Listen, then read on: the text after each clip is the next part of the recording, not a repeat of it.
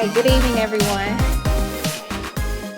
I'm gonna go ahead and get started. Thank you all for being here this evening. I was just humbly reminded by Leslie Hoffarth, the director of Forest Park Forever here, who I'm so grateful for us opening this space about God's plan, right? And that God has a plan for everyone. And so I always open up my meetings with prayer. God, I thank you for this opportunity for us to come together from all of our different walks of life, from all of our different spaces and lived experiences here in the 10th Ward, to come together and share like-minded goals and visions to carry the 10th Ward forward and then be a liaison for the rest of the city. God, thank you for bringing us safely here. Thank you for the ones that are on their way. And we will be so careful to honor the responsibility to share the good news of not just this meeting, but all the great works that are going to come out of the 10th Ward. In Jesus' name, amen.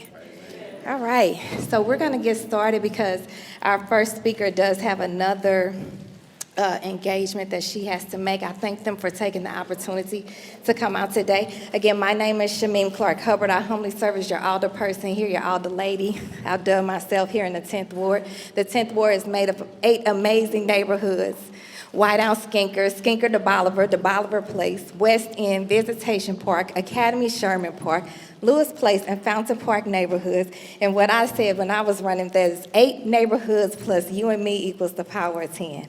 And this is just the exact vision I had about these one-on-one meetings. I did these one-on-one meetings as the alderperson of the 26th Ward, but I wanted to carry them on here, even with the bigger geography, because I was excited about so many neighborhoods that have been systemically and historically separated being able to come together and work together in community. And that's what I see in this room today.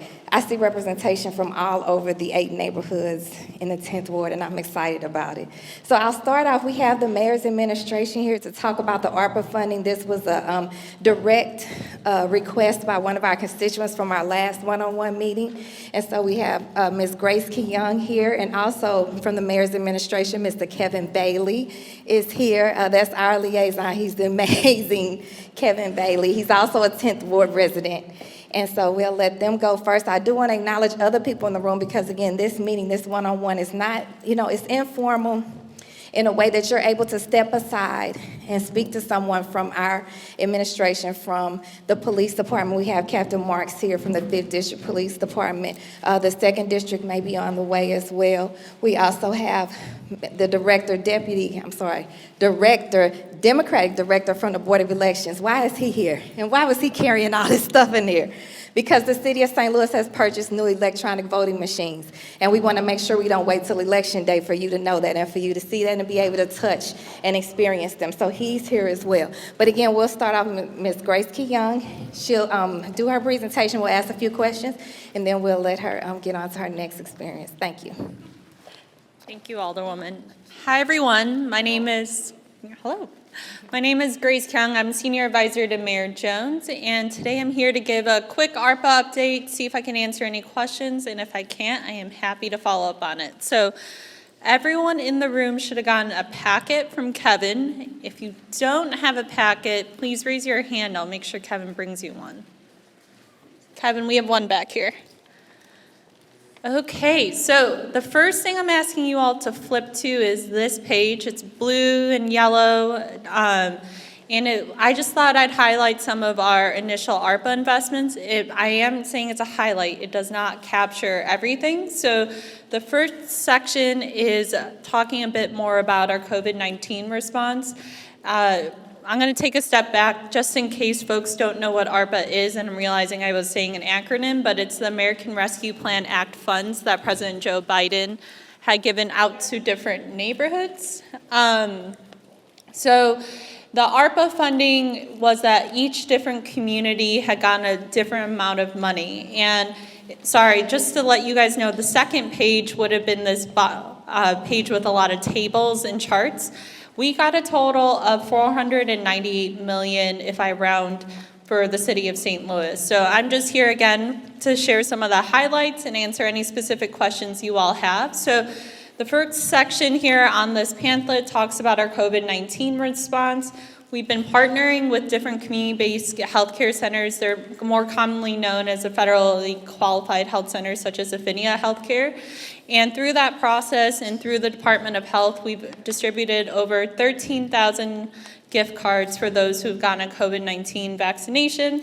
We've also supported our working families. We've given out aid to over 3,000 households with rental assistance.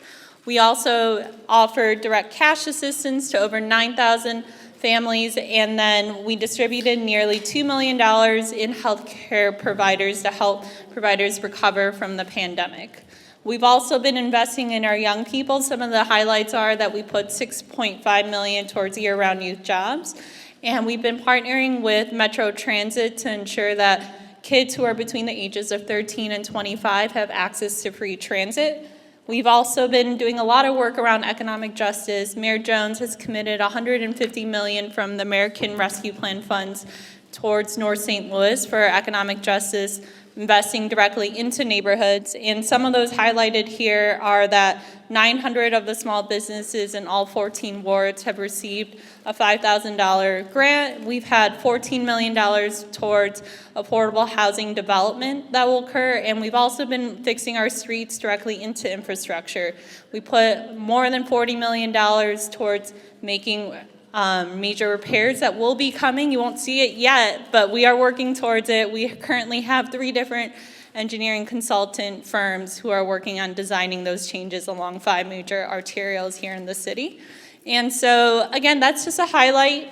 This here, it's a little bit more wonky, but if you are someone who's very curious to see where the investments were, these are the different board bills related to ARPA where you can see and go online and look for more information. I can email a copy of this to your Alderwoman so you all can have a copy if you're interested, because those blue lines are hyperlinks directly to the board bills. But happy to take any questions if anyone has any. Oh, do you want me to pass the mic? Or if you can probably just repeat the question, Okay. that way you can stay up.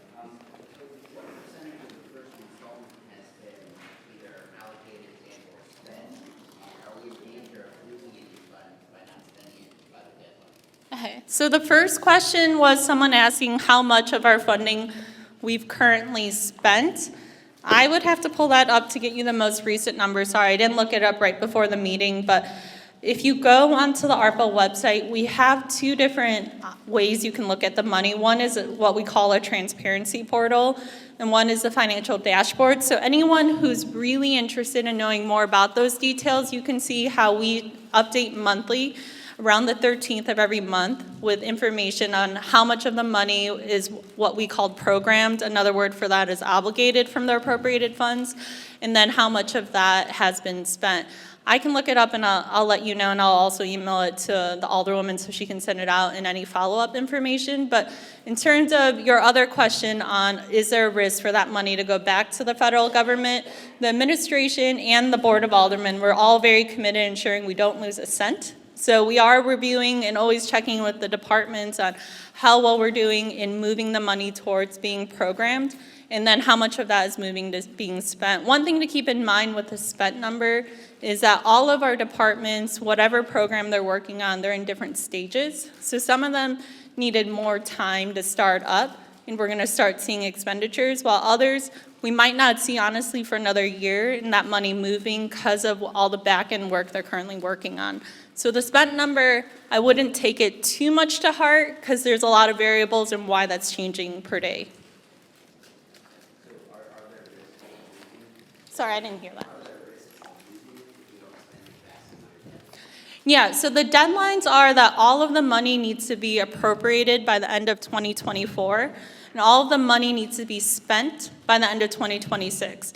As of right now, we don't have concerns that any of that money at the end of 2026 is going to go back to the federal government.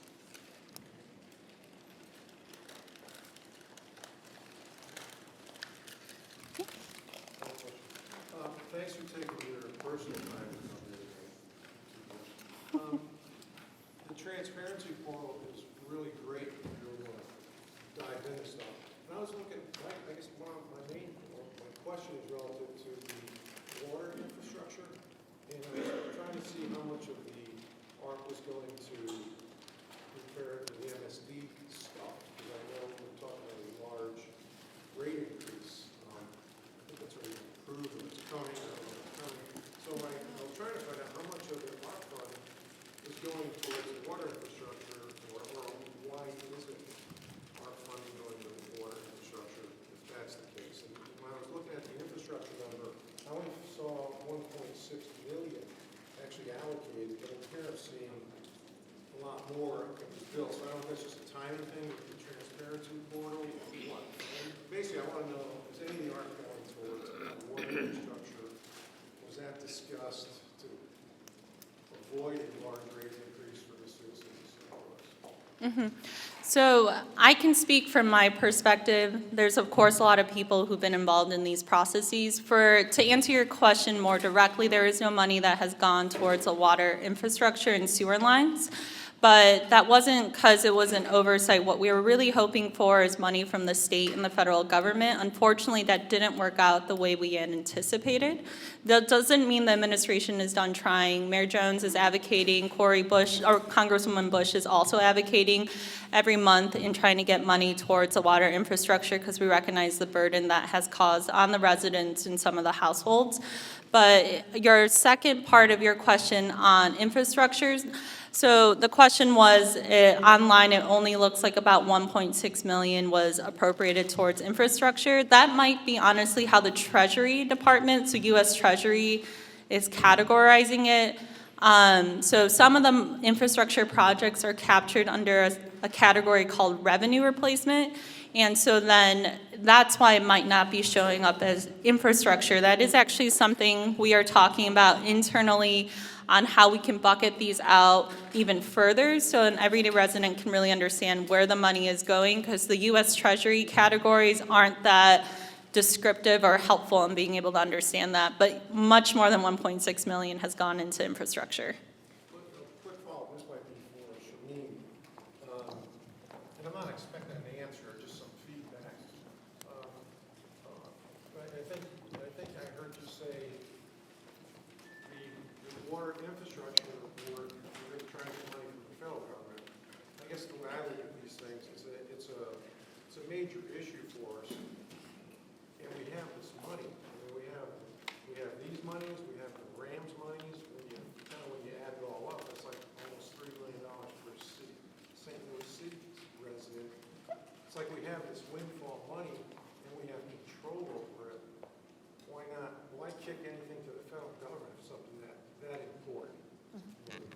So, just feedback. I'm not expecting an answer. Yeah, sorry, I almost knocked over the table. I think that's helpful feedback. In terms of the RAM settlement funds, we're working really closely with the President's Office, Board of Aldermen, as well as the Comptroller's Office. I know folks aren't going to be super jazzed about it, but we are going to launch another survey. And in that survey process, we're asking those sort of questions and better understanding where you want to see those investments. So I encourage you to take it if that's how you'd want to see the settlement funds being spent. But unfortunately, with the local ARPA dollars, by the time we realize the federal government has, as of yet, I'm not saying they won't, fingers crossed that they do, did not award the different funding sources towards our water department to fix the old pipes. We had appropriated most of the ARPA funding. But it doesn't mean that that's a done deal, and we can always look at other opportunities for sure and leverage all of the different money that is available. As I read the ARPA thing, it could be used for water infrastructure. Yes. You're saying the money was already allocated for that clarification? No, sorry. And I will pass it to you. No, it was always an opportunity that we could put it towards water infrastructure.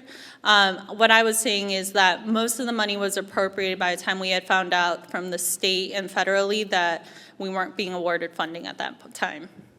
Mm-hmm.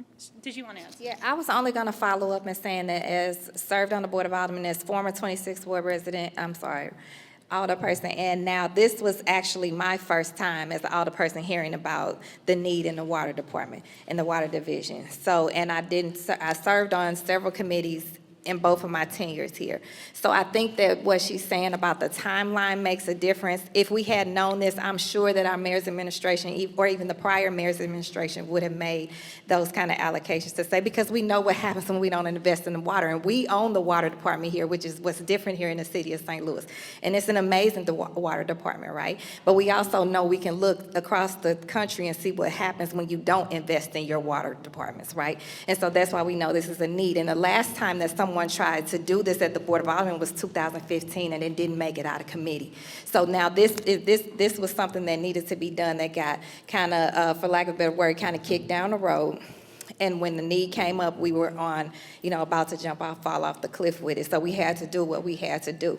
But to my colleague, Alderwoman Schweitzer, did an amazing job of trying to get this communicated out into the, not just through her committee, but in the community. And then with that being said, she is 100%, I tell you, anything that comes up at the Board of Aldermen that there might be $5 left somewhere, she says, can we put it in the water department? So she, talking about the reappropriation or maybe the possibility of a reappropriation, she, along with others like myself, are going to be advocating for that. Just a point of clarification. So does that mean that when you finish with all the surveying and residents say, yes, we would like to have a rollback to the previous water bill prices, is that possible? That could be something that could be looked at in terms of removing that and placing monies in the pot instead of the residents bearing that? And that's why I love questions like this, because, and my constituents know, and I'll repeat it as many times as I have to, I'm never going to stand up here and lie to you. I'm never going to stand up here and just say something that's going to sound good, and I'm going to say I can do something that I can't do, or say that the mayor's administration can do something that they want to do but can't do. I'm going to give you the facts, right? And then I'm going to give us the tools as a community, as a body, to be able to advocate for ourselves. So with that being said, if any money is able to be reappropriated and we can bring it back and dial it back and take some of the burden off of our constituency base, I don't know any of my colleagues that would be against that, and I don't think the mayor's administration would be against that as well, but that's just not something that we can say a definite yes to foresee now. And as it relates to those surveys, right?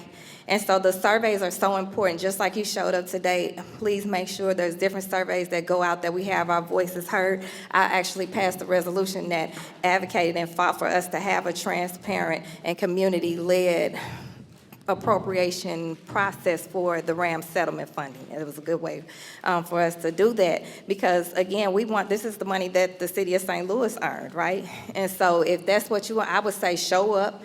And your numbers, I tell my people all the time, show up and make sure your voices, all of our voices are heard, because when we leave it up to one or two people, it's always the squeakiest wheel gonna get the oil, and the loudest voices are gonna be heard, and the numbers will show. So I think that I will make sure if you need to add anything else to that. But that being said, anything that we can do to take some of the burden off of our constituency base, or any demographic of our constituency base, I think we are all on board to do that. It's not out. They're still developing that. Are you on that committee? Yeah, yeah. We're, so the question was, when would the RAM settlement survey be released? We're still in the process of finalizing that process. Don't quote me, but we're hoping in August. And so Alderwoman Clark Hubbard, I'm sure, will send that out to you all, and we're going to make sure it's open for about 60 days is what we're currently talking about. Mm-hmm. Any other questions? Yeah, so this is a question maybe for the mayor's office, but also for the alder lady. As COVID is ending, the emergency is over, and our Medicaid Social Services Department is disenrolling people and re-enrolling people in terms of requalifying them. I'm wondering to what extent, or is there awareness in the mayor's office, and perhaps out of your ward constituents as well, the extent to which that is impacting residents in our ward, in our city, and what kind of efforts, if any, the mayor's office we've got going that's helping people to either be aware of the processes going on.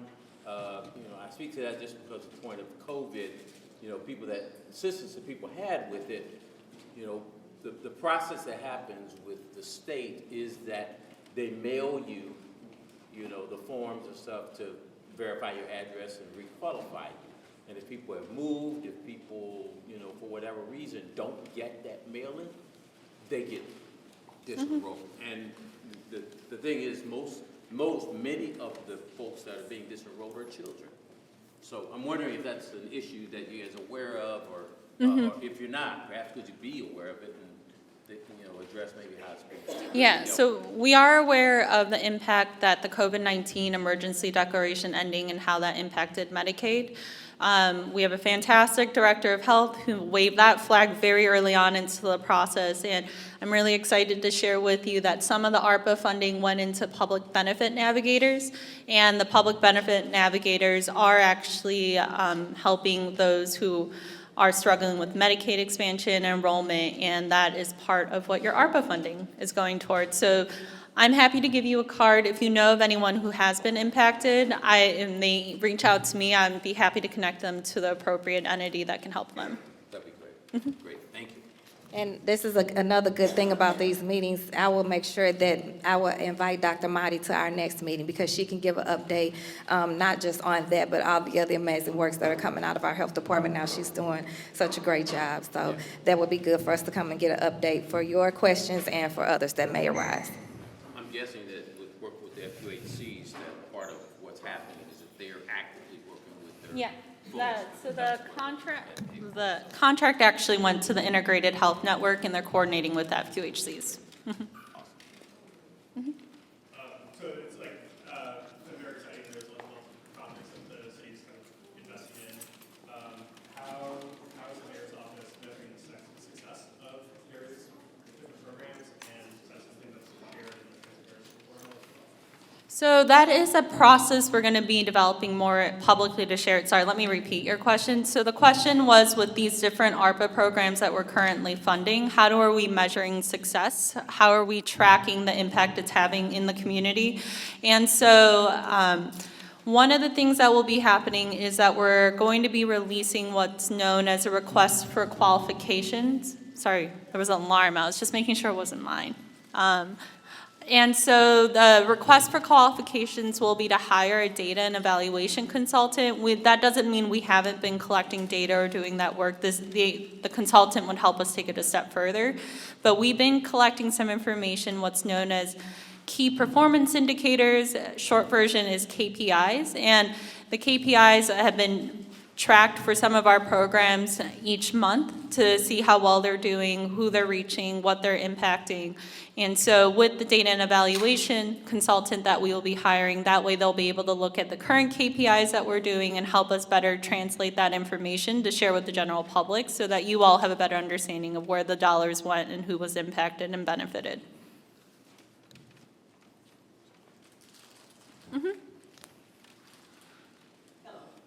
Today, I encountered 5 potholes. So my big question about infrastructure, and they're everywhere. I think now I might be in front of the line. The hole was just that big. You don't know until you hit the hole, but you hit a hole. What's being done about the streets in the city of St. Louis? So one thing, and our director of operations would slap my wrist if I didn't say this, is if you encounter any potholes, make sure to put it a CSB request, whether you do it online, if you call it in, or you can even tag them on Twitter. They do track all of the CSB reports and then send out teams to these different locations to fill the potholes as quickly as possible. But in terms of the infrastructure dollars for ARPA, we put money into repaving 5 of our major arterials. So that is Goodfellow, Kings Highway, Grand, Jefferson, and Union. And so that money will go towards a big repaving effort that includes traffic calming improvements. And then we put money towards addressing top different hotspot crash locations. But there's additional money to repaving and arterials as well. But the best way for the city to know where those potholes are is you putting in those CSB requests to help us track them. And of course, you can always call to the mayor's office if there is one that you believe to be really dangerous, and we should send someone out as soon as possible. And I'll just follow up on that quickly as it relates to the CSB. Filing those CSB reports are so important, and it just ironically, they're always here. They're not here today. Both of them are having car trouble. The two NIS neighborhood improvement specialists for the 10th Ward, Mr. Keith Miner and Ms. Cherie Hickman, they do an amazing job of following up on those. But they also track the need in the mayor's office and where they can deploy the resources. So I always say this to make sure you do your CSB reports. If you have a problem or trouble doing those, call myself, call one of the neighborhood improvement specialists. They can do it. I do it quickly. You know, it's almost, you know how stuff comes up on your phone because you do it so much. That's how mine is. And so we want to get them done because we want to make sure that these different departments know the need. As it relates to, if you were joking or not, I want to make sure you know that if there's an issue for real with your car, you can't file a claim. And there's a process that you can go through with the city to file a claim if you have real damage to your car due to a pothole. What's CSB and where do you find it? The Citizen Service Bureau, and I can make sure that you either get the link to it, or I can pull it up on your phone before you leave. You can lock it in. We have 622-4800 is the number you can call, but it's easier for me. It's always been easier to file them either online or on Twitter and it through your emails, and it tracks it. And again, they have meetings that they do regularly where they sit around a table and track where the different needs are, where the CSB reports come from. So we want to make sure that we do that. And I'll be honest, even when you used to look at the 26th Ward, there were pockets of people that really took advantage of the Citizen Service Bureau, and there were pockets where I knew for a fact there was a need, and they were not taking advantage of that Citizen Service Bureau. And just calling and complaining to someone else, and that's no shade, there's nothing bad about that. You want to talk to your neighbors, but somebody from the group has to report it, or else it won't be responded to. And that means if you just can't do it, call myself again, and call our neighborhood improvement specialist, and we'll get it done for you. And I almost forgot to say this because I got to say this, not on Next Door. Next Door is not tracked by our city departments at all, not our police departments, not our streets departments, not anything. So again, Twitter, if you are a social media and you just like doing stuff on social media, say it on Twitter and at I think it's CSB or something. Yeah, it's really easy, and they respond to it immediately. So when you have one that hasn't been acted on yet, I got to see it's 2 weeks old. Absolutely. Then our neighborhood improvement specialists, if they don't make it tonight, make sure you give it to me and I'll follow up on it for you. You mentioned those 5 major thoroughfares that have improvements coming, but you also said traffic calming measures. What do those look like? Are they, I mean, I can't imagine speed bumps on Kings Highway. So what are those? So I'm going to give you examples. They're currently in the design phase, so they're looking throughout the intersection, or sorry, not only intersections, but that entire thoroughfare. And they're going to pick locations that could have the most opportunity to make the most impact for traffic calming. And so some of that might look like if it's a slower residential street that it intersects with, you might see curb bump outs. You might see that we will reduce the number of lanes potentially. And it could also look like putting in roundabouts, like Natural Bridge is a really good example of looking at a major thoroughfare that got very aggressive traffic calming improvements. So you can imagine things like that, but it could potentially have more greenery, it could be more cement. So I hope that helps. And we're actually in the middle of a community-led process visioning for street calming on Page right now, which is actually not under our purview. It's under the state. It's considered a state highway, but they've been coming to Better Family Life and during examples, having meetings. You come out, you literally walk down the maps and pinpoint areas that you know there's a need, and that's on Page. So it's also a difference in knowing, you know, the different thoroughfares, which one is under the St. Louis City, which one is under a state highway. But again, those, to her point, there are a lot of different measures that are used, but a thoroughfare like those will not include speed humps and things of that nature. This is just Carol Johnson speaking for Carol Johnson. Yes, okay? ma'am. I think the street calming, traffic calming measures that were taken on Natural Bridge are quite ugly, and I think they're also dangerous, because if you don't know where they are, if you're making a left turn off of one of the Marcuses or one of the other streets, and you don't know that big concrete platform is out there, particularly at night, it's dangerous.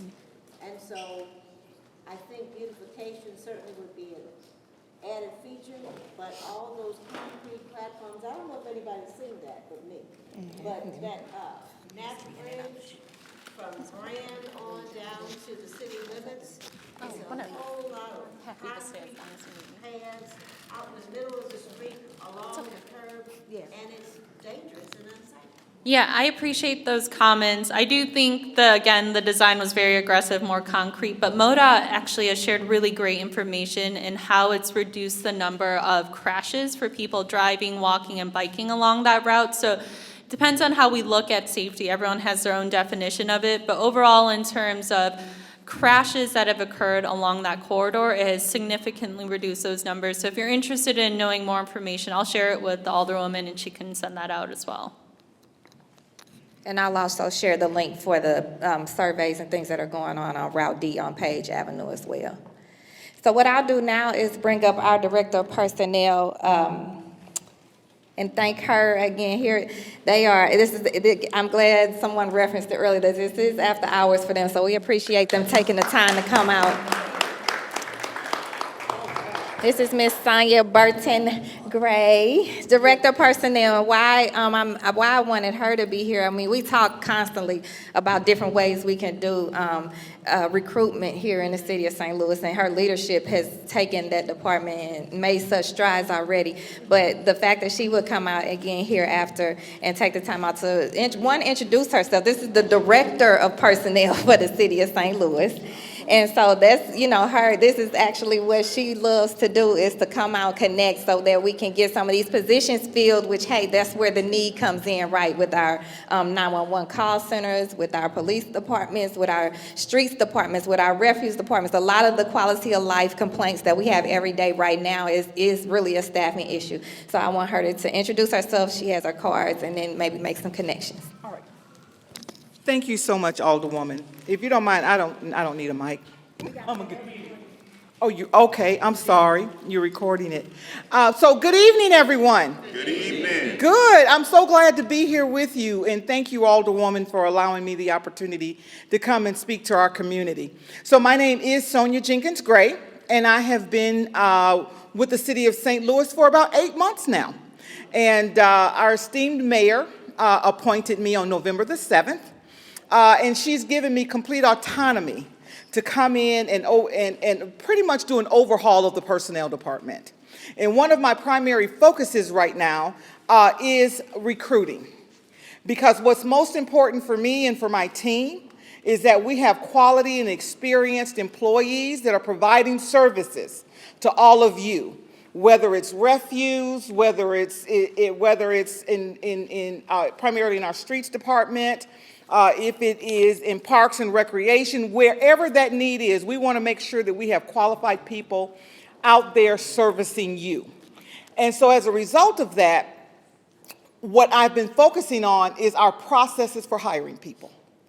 Because it takes quite a long time to get people hired within the city of St. Louis. Now, we're governed by a lot of things that in corporate America, we don't have those restrictions. And so we have the charter, we have administrative guidelines, we have civil service rules, et cetera, that we've been trying to revise, et cetera, to be able to hire people. We want to get to the point of we are able to hire people on the spot. There's no reason why we should not be able to do that if people are qualified. We no longer have the luxury of being able to pick and choose. Everyone is hiring these days. So within our processes, while we're trying to work through these processes, other companies have gone in and they've hired the people that we're trying to go after. So we're trying to minimize the amount of time that it takes to get hired with the city of St. Louis. With that being said, I'm sure all of you have seen it in the news with dispatchers and EMS, the issues with being able to hire. Well, I can stand here today and tell you we have 132 people on a list that are qualified to be dispatchers.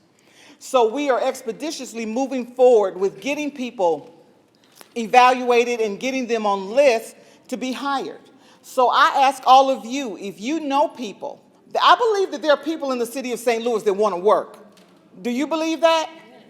Yes, they do. We just have to do more outreach, like myself being here tonight and going to other community events and letting people know that things are changing. The city of St. Louis is a great place to work. We offer benefits that most companies don't even offer anymore. For example, a pension plan in which our employees don't even have to contribute to. And if they've worked for the city for 5 years, then they're vested in that plan. So there are a lot of advantages of working for the city of St. Louis that we're trying to get the word out and let people know about that. So if there's anybody that you know, send them my way. I have business cards. I'm always reachable. I keep my cell phone by my nightstand. Anytime you need me, I'm there. So you call. If you know of people, you can refer them to me and I will help them through the process. In October of this year, we're hosting our first ever City of St. Louis, sponsored by the Personnel Department, job fair that's going to be held in City Hall.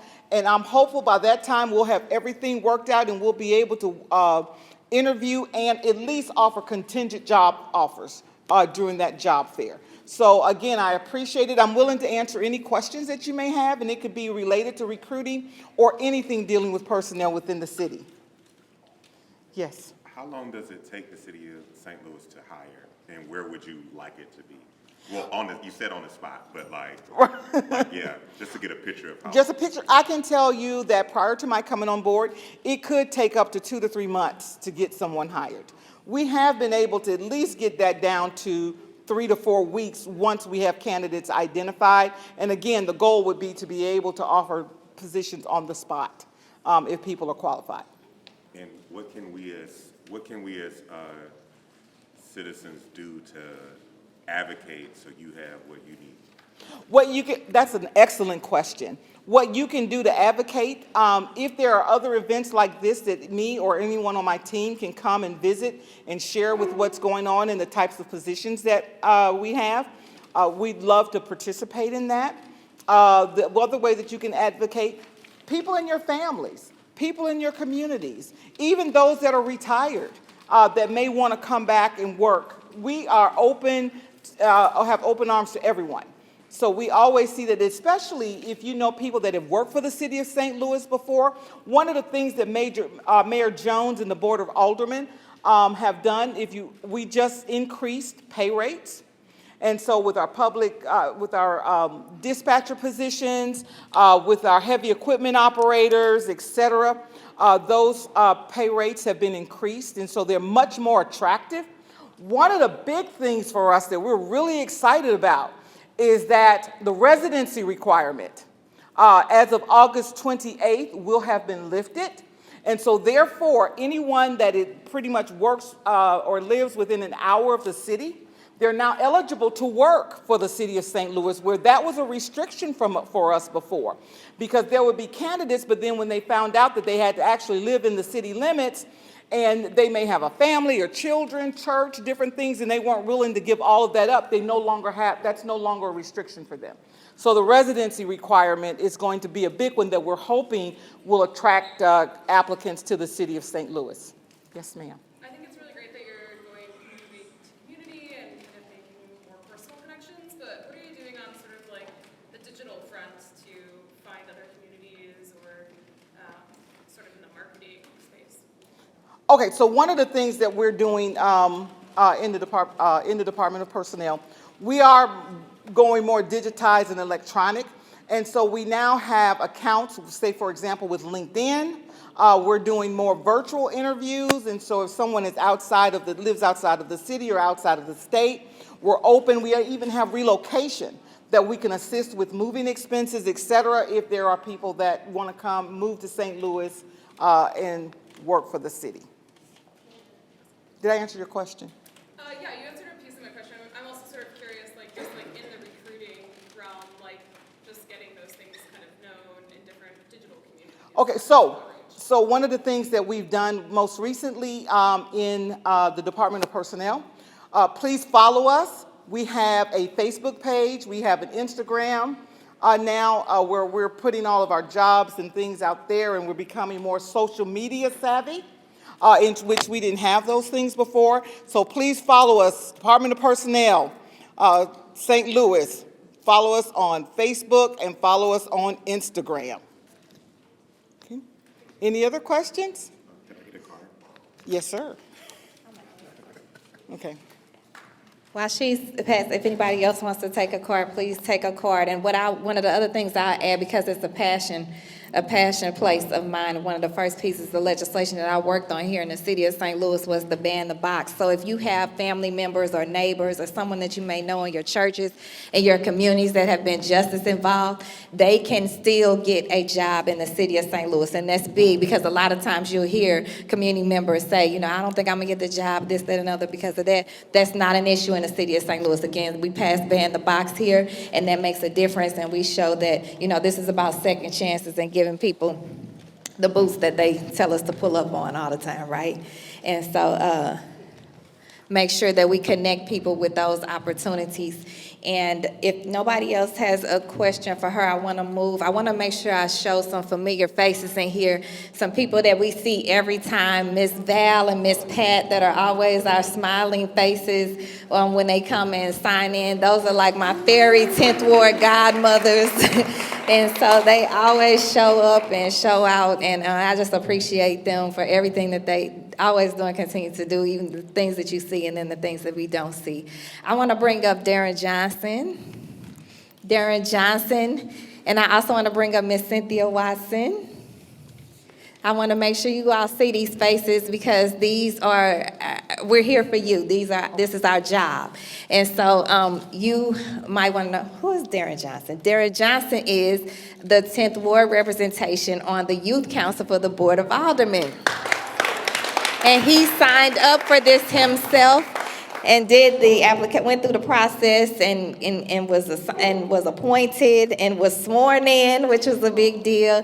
And I'm so excited. I was so excited to meet him at the swearing in. And I know we hear so many bad things about our youth here in the city of St. Louis. We have some amazing youth, and we have examples of it right here. And so if you have a youth group at your church, or if you have some organizations that you would like for me and Darren to come to, I'm just signing him up, you know, because he's like your youth alder person, right, for the 10th Ward. So he's our representation. I also want to announce on her first day, how lucky are we to have her on her first day here, Miss Cynthia Watson, who is our 10th Ward legislative assistant now. And so we are blessed to have her. I've known Ms. Watson for a while. She's a fierce advocate with a level of passion for the community that is unmatched. And out of the people that applied for that position, of course, her resume and her advocacy stood out the most. So we're so excited to have her. I want them to introduce themselves. We also did have Mr. Minor come in, who is one of our 10th Ward neighborhood improvement specialists. And Miss Karen Clifford, everybody knows her. She's a director now. She's moved up, but you see she hasn't left us because she still shows up. She says this is her heart. This area is her heart. I'd like to acknowledge Miss Maya White, who is our 10th Ward SLDC neighborhood director. Neighborhood manager. So for instance, we have representation here from Saul's. Does everybody know what Saul's is? I'm glad. Let me tell you, Saul's is a grocery store been in existence on 1206 North Kings Highway for 60-something years. 66 years.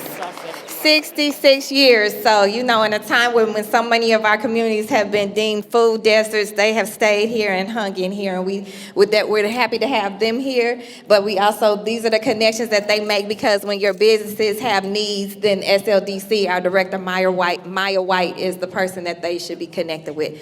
So after you all introduce yourselves, I'll bring up the police department, and then we will move on to the closing. How y'all doing today? I'm Deron Johnson. My bad, I meant to correct you.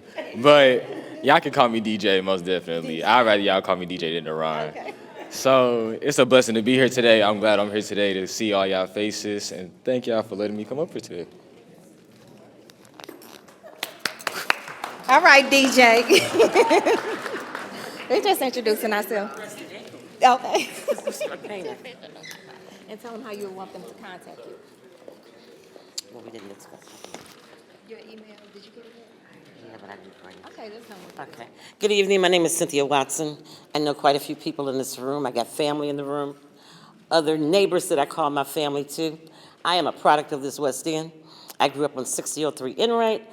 I won't tell you what year, because that'll make you count and say, oh my God. But I'm a product of Solian High School, graduated from there with honors.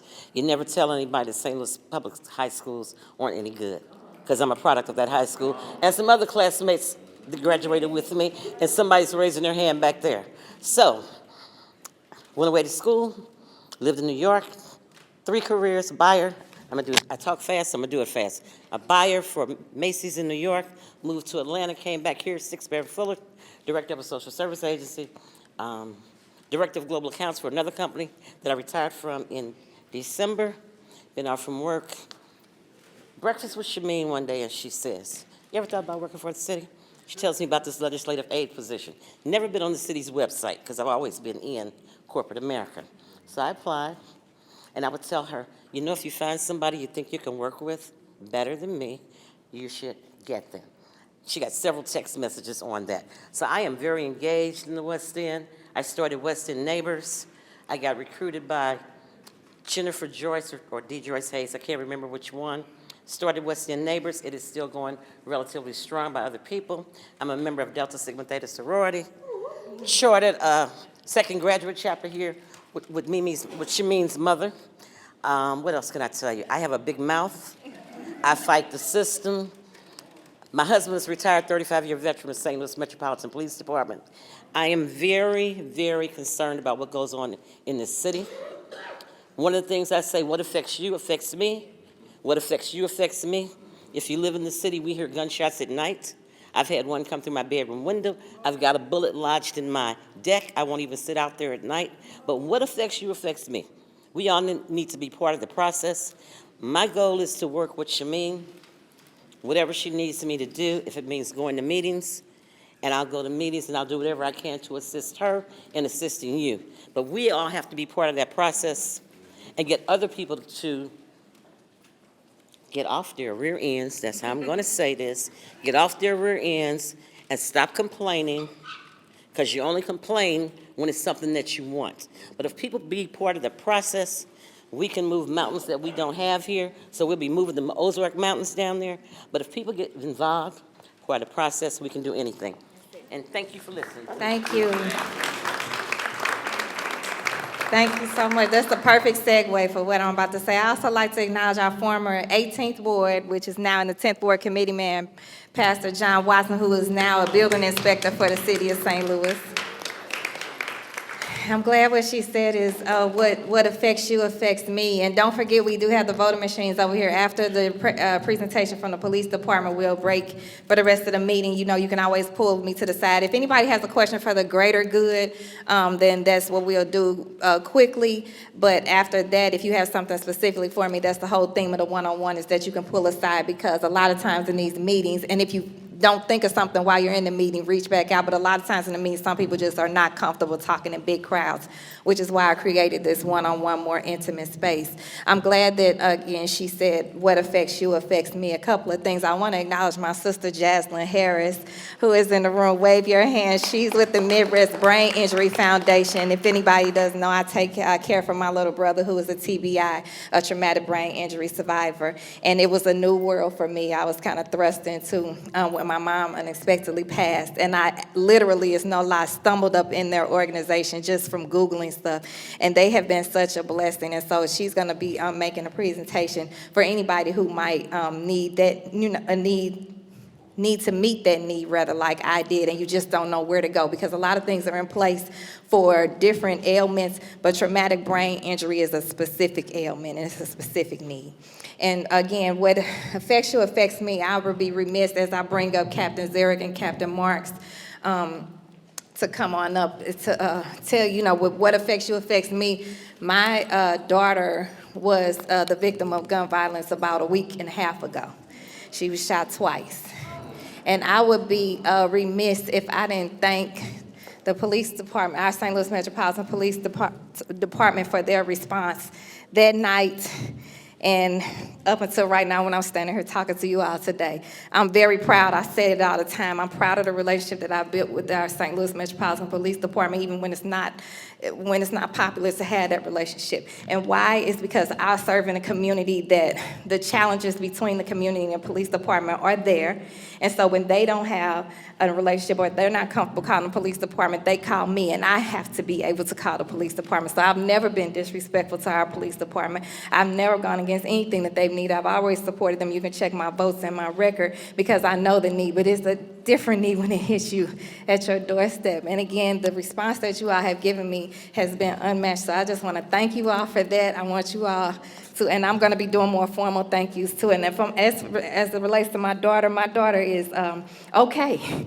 And that's nothing but God, because a lot of times when you get shot a week later, so you could be at a funeral, but a week later from my daughter getting shot, we went on a college tour. And that was not just because of the response from the police department, but also I'll be remiss if I didn't acknowledge Cardinal Glennon and their surgery and ER teams and Dr. Punch. Dr. Punch, I had to have her come in because, I'm sorry, Dr. Punch, charge it to my head, not my heart. I had to have him come in. He has created a space called The Brick, a bullet recovery injury clinic, a clinic especially for bullet injuries. And if you haven't experienced, you don't know. We came home with gauze and a one-pager for my daughter. And so being able to take her to The Brick for Dr. Punch, one, removed the bullet out of my daughter's abdomen that the surgery team had decided not to take out at the hospital. But the overall holistic care that they have given my daughter ongoing up again now till today and until our ongoing appointments, again, it's just immeasurable. So I'll be doing formal thank yous. But thank you again. I want you all to introduce you all. We share this here in the 10th Ward. We have the bulk of it is the 5th District with Captain Marks, but we do have a piece of it, and there's representation here for the 2nd District, which is Captain Zarek. Thank you.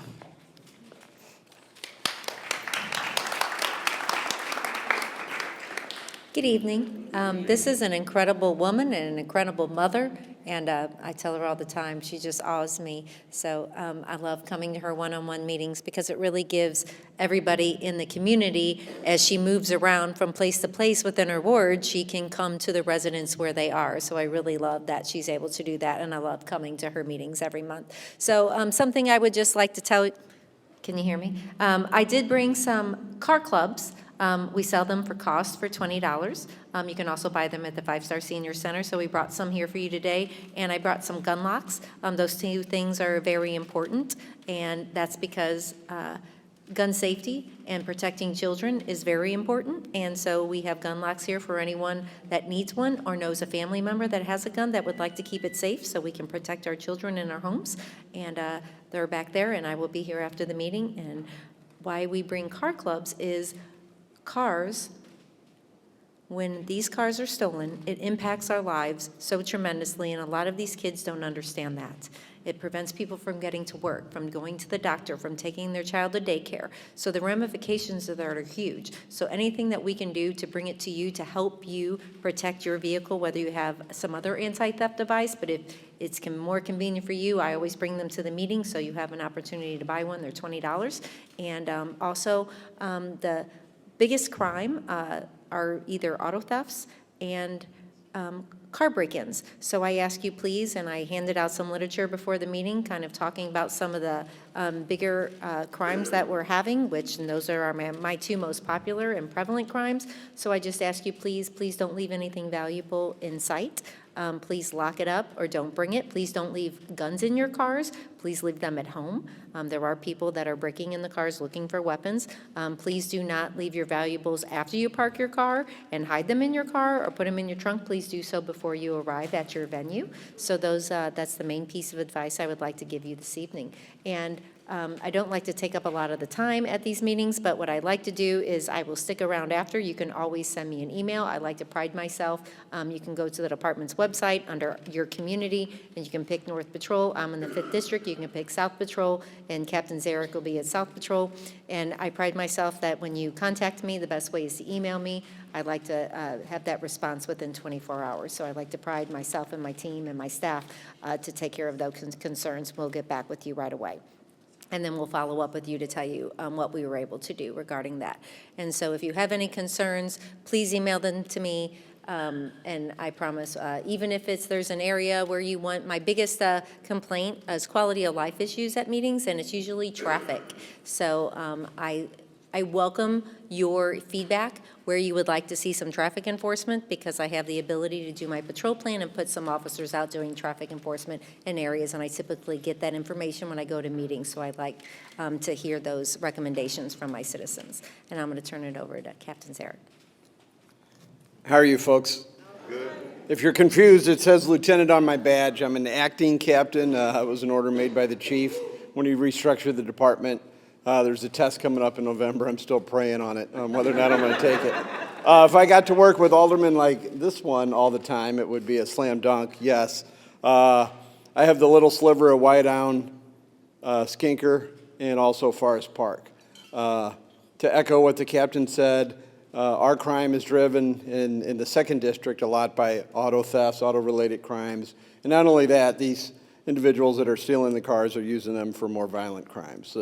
They'll pull up on someone in carjack and still use that stolen car the rest of the night, and then they'll have 2. They'll do the robberies. One thing we are seeing a little bit of in different areas is people are still breaking into Hyundais and Kias, even though the device has been put on the steering column. They don't really care a whole lot about that. So if you have a club and you think I shouldn't use it anymore because I have a device now on the column, keep using the club. And we don't make profit, and I know you don't make profit, so I would encourage you also to get one if you don't have one, especially if it's a Kia or a Hyundai, but for any car, really. Again, I'm here as much to support this kind lady at the end as I am to hear any questions you might have. Like Captain Mark said, who I worked for up until she moved north, she taught me a whole lot, and I've used her guidance to kind of start off my career in command in the 2nd. But I also realize there's questions that maybe you're not comfortable asking in a large group, so I'll be off in a corner too for a little while before I head home to hear if you have any concerns. But do you want us to open it up for general questions for both Captain Marks and I, or are there any general questions? Yes, ma'am. Somebody may not want to ask this, but considering I'm the wife of a retired officer, I'll ask it, and I'm not ashamed if it sounds bad.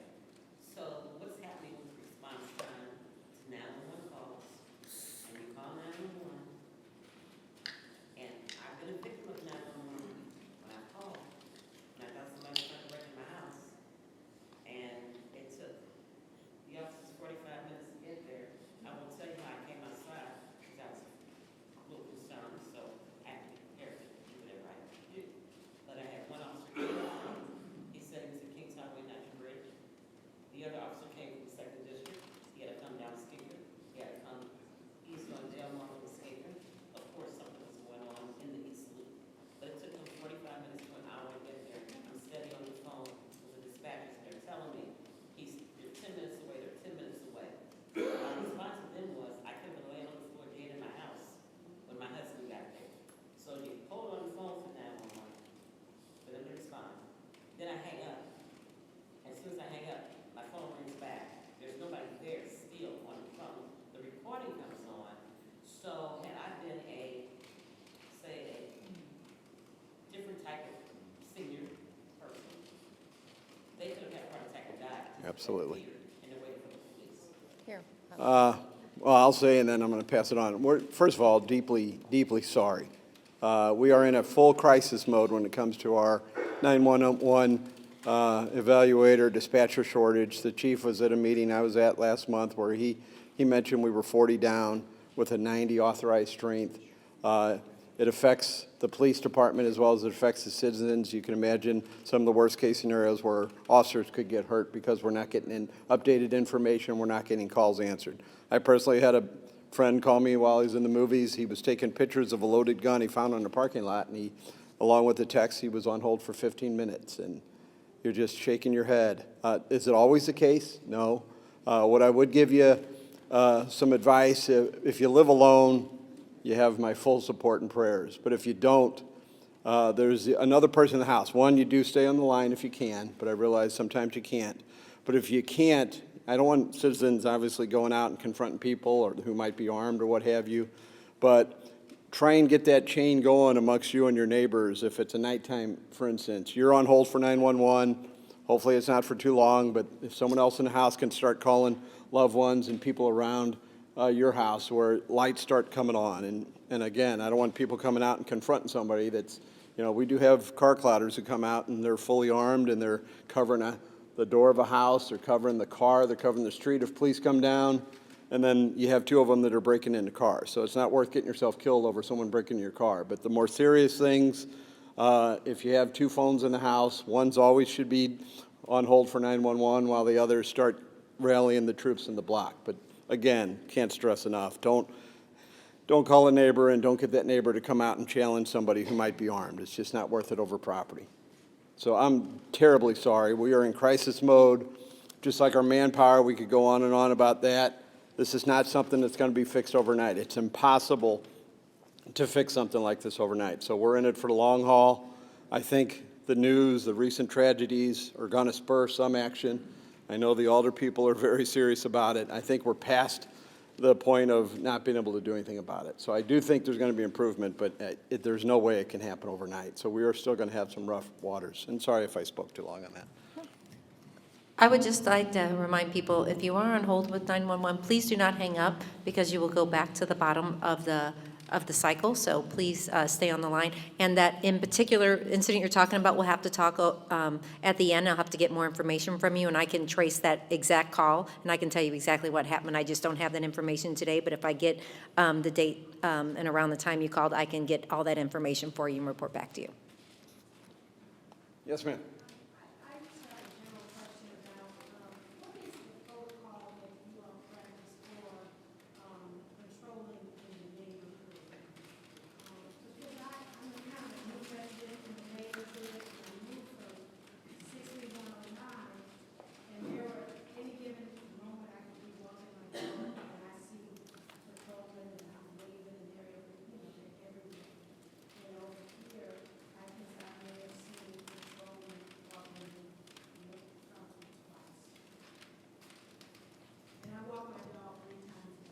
Do you mind giving us a general area? No, you don't have to give anything specific. Kind of 5800 block between Delmar, Clemens, Case, Okay. Yep. I was just out riding your neighborhood this morning between about probably 6:30 to around 9. So unfortunately, I want to apologize because we have very similar, about the same amount of officers in each district. So it could be, unfortunately, there may be more calls for service where you were living, and maybe that those officers were responding because each district is about as busy as the other. So where you're talking about is up in the 5th district. And so the officers, when their priority one is to answer the 911 calls. So as those calls come in, as you know, when you call, sometimes you're on hold. So as those calls come in, they have to prioritize, and they respond to the 911 calls first, then they respond to the non-emergency calls. But sometimes there are calls in the queue. Sometimes we're a few calls backed up. So those patrol cars that you're seeing are most likely going on calls. And then when we're caught up on calls, then we encourage self-initiated activity and traffic enforcement during their downtime. And then, of course, community engagement, footbeats, and getting out into the community and stopping at community events. Because when we learn of a community event in our districts, we put it out to our district and we ask our officers to stop by. So there's a plethora of reasons why you haven't seen a patrol car, but we all have the same amount of patrol cars, so they're all out doing something. So unfortunately, I apologize you haven't seen them, but I'm sure hoping that changes. You are the 5th district. You're my district. Yes. So, and you're free to come talk to me afterwards. I'd love to talk to you. And Thank you. sadly, there are nights where we roll the whole night, where a car will just go from call to call. And I've been in the public affairs end of things since my early part of my career, and I used to go to meetings and tell people, call 911, because that's how they figure out the statistics the next year on how to allocate manpower, who got the most calls. Our problem property officers need those phone calls, but there are people that I don't blame you for being discouraged if you're on hold for a little too long. But I'm just asking you, give us a chance. Don't give up. The majority of our calls, believe it or not, more than 80% are still answered in the first 15 seconds. But there are times, storms, Big accident on a highway can take up a whole lot. A shooting event where 12 different people are hearing shots fired and all of them are calling, that there can be a strain on the system. And again, we're deeply sorry for that. Anything else? Yes, sir. I'm in the West End community, and over by, in between Exo and Plymouth, there are folks that kind of go at a high rate of speed. And then where we're, like I work at a church, and then there's like kids that's going to tuck pointing job training program that have to cross the street, and folks just come down there and just boom, like flying like, for lack of a better word, bats out of hell. No, Officer Stanley, can you put that on my notepad? And if you wanted to, if anyone has like individual specific things related to your neighborhood that may not be specific, a general question that everyone would need the answers for, that's how I love to address people one-on-one, and that's why I love these smaller meetings. So, and if you'd like to stay, I would love to get more information, but we'll write that address down and I'll send that out on my patrol plan. Thank you. And the chief has heard, the Traffic Safety Division, I don't know if you follow our Twitter, but we're hitting every major, I think, corridor in the city first. And Skinker, I hope that's everybody's concern, Kings Highway, if you've ever driven on Kings Highway. My streets were Hampton and Jameson as well. I know the good captain has others. But they're writing like 160 tickets a day, and it's actually starting to have a little impact. So for the small, there's still that stop sign near a school that's in the middle of a neighborhood we'd want to hear about, because those are the ones where we can get a young person injured or worse. But what they are doing, it's Colonel Lauer, that was a retired, his son, Paul Lauer, who's the commander over traffic safety. They're enlisting the help of district officers who can work overtime, so it's been a big help. But I would say probably about 3,000 since that started. You, sir, and then you. This gentleman had a question for. Just in terms of like, improving 911 response time, you had mentioned that you were reporting dispatchers down. I'm quoting the chief when I say that, so I'm pretty confident it's pretty close to being accurate. Yeah. In addition to just like having additional dispatchers, are there any other sorts of improvements that you're working on to?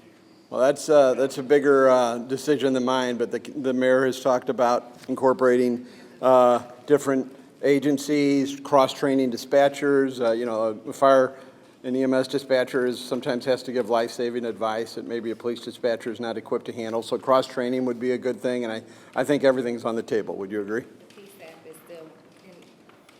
Yeah. Yes, sir. General question on the traffic control, running stoplights and speed and all that. I heard or dreamt or read that we're looking at cameras again. The chief, again, I'll quote the chief. He likes cameras. He said this at a neighborhood meeting I was at.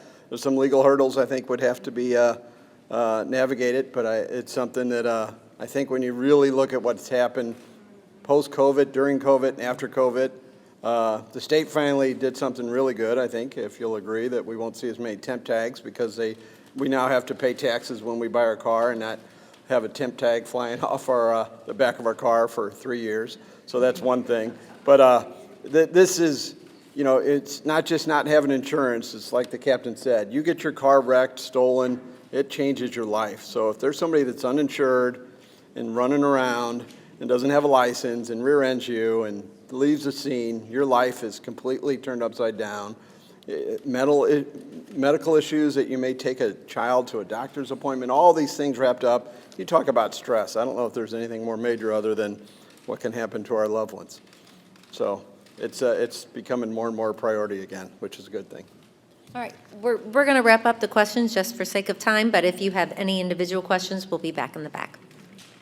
I'm White Thank on you. Speaker, and God bless Christie. She's everything else. She's everything. Yes, she is. She is. She's the other 7 neighborhoods. And as it relates to the Public Safety Access Center Point Center, that's the PSAP. That'll be the center that we did just get. We put city funded in, which I fully supported in. We have state funding that's coming. We're working on some other grants, some other funding to get that space created. But to fill in the gaps between that is another reason why we want the personnel director here. So if you know people that we can go ahead and get them hired and get them in their spaces, that'll make a difference too. And always being proactive on that. So with that, I I want to make sure I bring up Mr. Minor. Ms. Hickman was not able to make it, but if you have quality of life questions when we disperse, Mr. Minor has 4 of the neighborhoods, Lewis Place, Fountain Park, Academy, Sherman Park, and oh, you just have 3? I thought you had 4. Okay.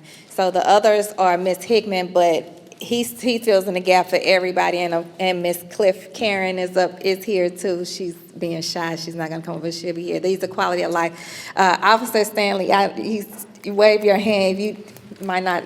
If you don't know him, that's a good thing. That means you haven't had an issue with dumping, because he is like our whisperer, wanderer here in the community when we deal with our responses on illegal dumping and trash and refuse not being picked up here in the city of St. Louis. He does with the cameras, and he's just amazing with all of that kind of stuff. Did you have anything you wanted to say, Mr. Minor?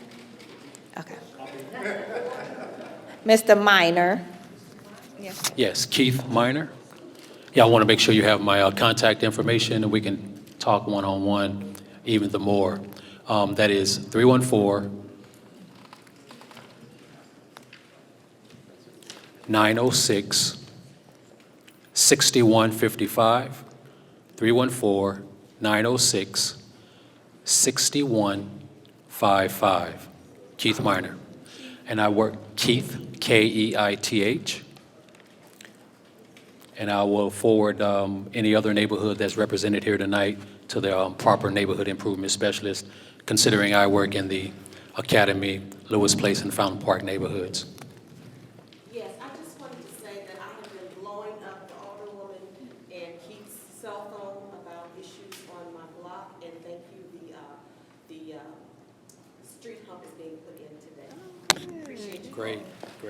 I'm so glad my sister brought that up, because that was one of the things I was going to close out with, was to thank you all. Well, I want to thank Andy and Steve. I want to thank our STL TV team here, Andy and Steve. They're here, and they are recording this, so if you had neighbors that weren't able to make it and you want to share that with them. So this space, again, was created one-on-one. It's always the last Monday of the month, and I created this space because while I attend all of the different neighborhood organizations and neighborhood meetings and block meetings in the ward, I also, again, know that sometimes people are not comfortable talking in certain spaces. So I wanted to create a space where, again, I show up in different locations across the entire 10th ward, making myself not only available but accessible here, like office hours in the neighborhood, because the 10th ward, just making sure you all know we are still in the 10th ward. The entire Forest Park is the 10th ward.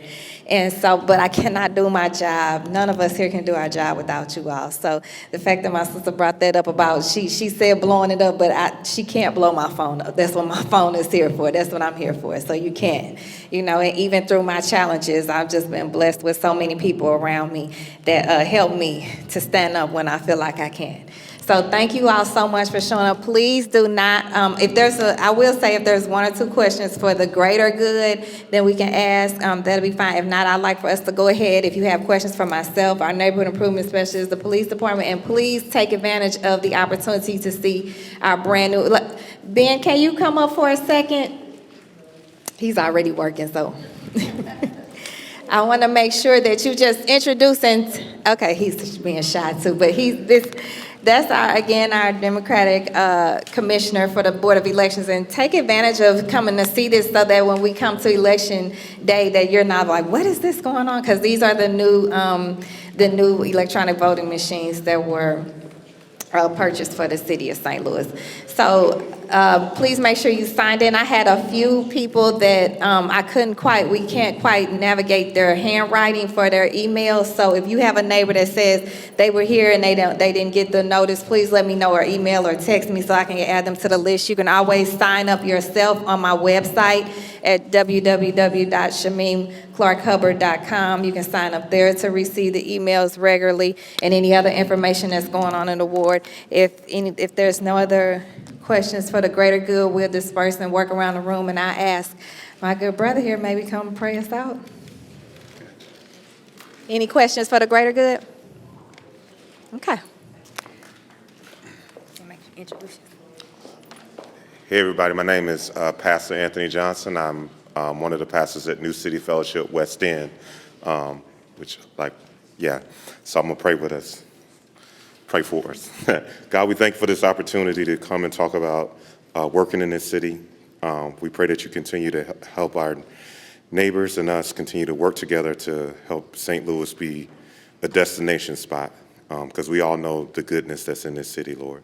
So help us in that endeavor. In Jesus' name I pray, amen. Amen.